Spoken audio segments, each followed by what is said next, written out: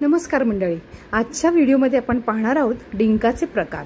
डिंकाचे दोन प्रकार आहेत। हा आहे त्यातील थंड डिंक, म्हणजेच की त्याला म्हणतात गोंद कतिरा।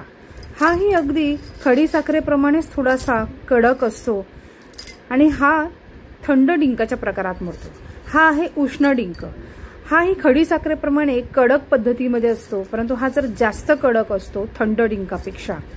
उष्ण डिंकाची जी प्रकृती आहे ती उष्ण आहे, उष्णता देणारी, आणि थंड डिंकाची प्रकृती जी आहे थंड आहे, जी थंडावा देते आपल्या शरीराला।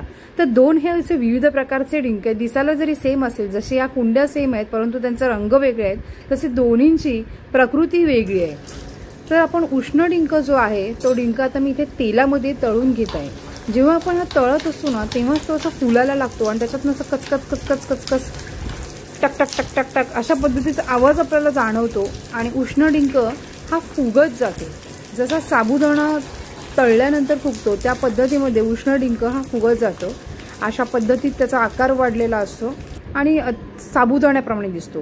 गोंद कतिरा म्हणजे थंड डिंक हा मी 4 तासासाठी पाण्यामध्ये भिजत घालते। इथे तुम्ही पाहू शकताय मी आता 4 तास हा पाण्यात भिजत ठेवणार आहे थंड डिंक। आणि आपण 4 तासांनंतर पाहूया की हा कशा पद्धतीमध्ये दिसणार आहे। तर तिकडे बघा तुम्ही, हे आहे थंड डिंक जो गोंद कतिरा, जो फुगल्यानंतर अक्षरशः जेलीप्रमाणे दिसतो। याचा वापर हा लिंबू सरबतामध्ये किंवा रोज सरबतमध्ये टाकण्यात येतो। हा थंड डिंक हा आपल्या शरीराला थंडावा निर्माण करतो। उष्णतेच्या दिवसामध्ये म्हणजे उन्हाळ्यामध्ये गोंद कतिरा म्हणजेच थंड डिंकाचा वापर आपण करतो की बॉडीला, आपल्या शरीराला थंडावा निर्माण व्हावा। हा आहे उष्ण डिंक, हा मी तळून घेतलेला आहे आणि तो अशा पद्धतीने फुगतो। तुम्ही बघता इथे साबुदाण्याप्रमाणे हा फुगलेला असतो। साबुदाण्याचा पापड आपण तळतो तेव्हा कसा असतो, कुरकुरीत असं याचं टेक्स्चर बनतं।